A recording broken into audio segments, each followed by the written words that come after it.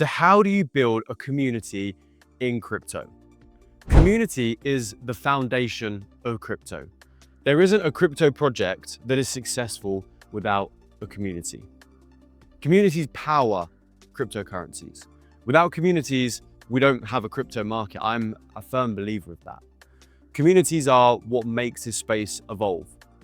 And if you've listened to me for the last 15 to 20 seconds, I'm hoping that you understand how important communities are in crypto. So from someone who has a day job of having to build and grow communities, I thought it would be a great video to just jump on here and pretty much teach you guys how you build a crypto community.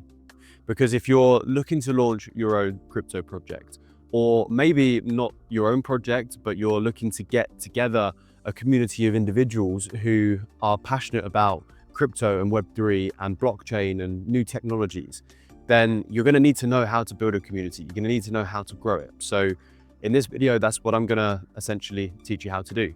So my background, very briefly, for the last 3 years, I've been hacking growth for crypto projects. I'm the founder of Magnet, which is a best-in-class crypto growth consultancy company. We work with dozens of projects. We combine market caps of over $1 billion. And in a lot of these projects, we've been involved in community. So I'm hoping that gives you a good context as to why I might be able to drop some stuff on this video that's going to be useful. So that's enough of the intro. Let's just get straight into it with point one, which is start with why. So people don't gather around smart contracts. People gather around possibility. If someone is going to join a community and really be a part of that community and engage with that community, they need to believe in the mission that that community has. What are they becoming a part of? Because that is essentially it.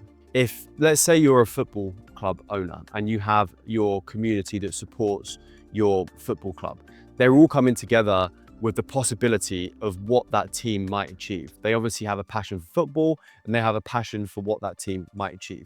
There's no different here.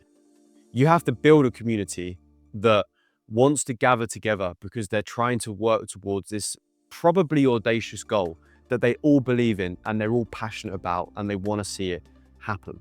So being able to really lead with that why you exist, why you needed, is very, very important. So that's kind of step one, answering that question and being able to really get it across to people. Why are we here? Why are we building this community? What are you becoming a part of? The second point here, which comes literally in line with point one, is storytelling. Now, there are projects that are sitting at $1 billion market cap that have built something that is no different to a project that is sitting at a $5 million market cap. And one of the biggest reasons as to why this difference occurs is who told the story better, who got more people to believe in what they were doing. I have seen this so many times that the best storytellers in crypto, they're the ones that take these tokens that they created out of thin air to billions of dollars in market cap because they managed to get people to buy into the vision of what they were doing. They managed to tell it so clearly as to how they were building this next big thing. And a great demonstration of this is the amount of projects that launch in crypto. They launch their tokens without having actually built any form of utility for that token yet. They have this vision of what they're going to build and how their token's instrumental to the functioning of what this thing is that they're going to build, but they haven't done it yet. Yet they still have market caps of hundreds of millions of dollars. And it's storytelling. It's being able to convince people that this is happening and it's going to be revolutionary and you want to be in early. So understanding your story and how to portray that is so important when building a community. The next thing is giving people a reason to stay. So your storytelling might get people to buy into what it is that you're working towards and what your vision is and what your project's about. But you have to get people to stay in that community. So this is where engagement is everything. Like when you think about it, why would someone wake up and come into your community and participate in your community? What is their reason? Yes, they can have a really strong belief in what you're doing, but we're humans at the end of the day. We want to somehow have an additional benefit for ourselves. This is where you start to incentivize your community. This is where you start to bring in things like you're doing like raids, for example, where people can come and get behind different posts that you're putting out, which obviously expands your awareness as a project. So it has side benefits, but the most active raiders might get some form of reward, or the most active people in the Telegram channel might get a reward. So there's all things like this where people want to stay because they want to get rewards. Another reason why people want to stay is because they feel a part of what you are doing. And that's so key, because you can essentially build an external team in your business, right? They don't actually work for your business, so they're not on your payroll, but they feel like they're a part of your company. So this is where the founder might have weekly community calls with like the close bunch of individuals in your community, and talk to them on a personal level and make them feel like they are very much a part of this company. So there's various things that you can do to try and make people want to stay, but growing a community is half of the battle. Making people stay is the other half of the battle. The next thing that I want to mention that comes hand in hand with that point as well is token performance. Now, a lot of people stay in a community because they have a vested interest in the success of that project and community. They essentially hold tokens in that project. So if the token is successful, they're going to be staying there, they're going to be active, they're going to be chirpy, because they're getting a benefit out of it. They have an aligned interest with you, and you're both winning at the same time because the token is successful. And this is why we always talk to projects about having two businesses when you're in crypto. You have the business, which is your, let's say, your normal business, where you're acquiring users, you're generating revenue, you're acting like a normal business, right? On the other side, you have your token, and you treat that as its own business because it is so important. Because if your token is underperforming massively, it doesn't matter how good you are at building and nurturing a community and storytelling and these things, people are just going to drop out. They're going to be like, this token doesn't go anywhere. Like, even if they believe in what you're doing, if you don't have a hold on that token and you don't know how to grow that token, people will just leave. So something to always really remember is that a lot of your community members are going to have that same vested interest in your project. They're going to be holding your token, and that your token needs to ultimately be successful.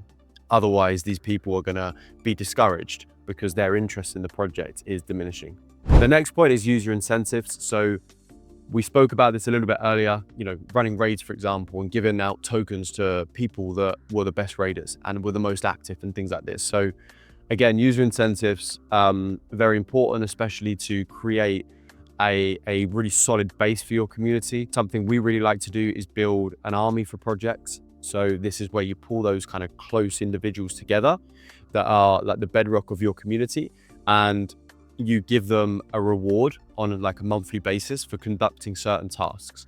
So these tasks can be activity in your community, moderating your community. It could be writing content about your project on socials. It could be inviting new people to your community. So you can set them tasks for incentives. And the more of these people you have, the more, I like to still call this organic growth, because most of the time you're just giving them your token as a reward. And this token obviously hasn't cost you anything. You just need to be aware of what the selling pressure could be so that you can, mitigate that. But it's still a way where you can end up with 50, 100, 200, 300 people that are every day shouting out your community, every day bringing life to that community. Super important to have incentive structures in place. And the next point is building for ownership, not just building for engagement. And what I mean by this is it comes back to every point that we've mentioned so far in this video.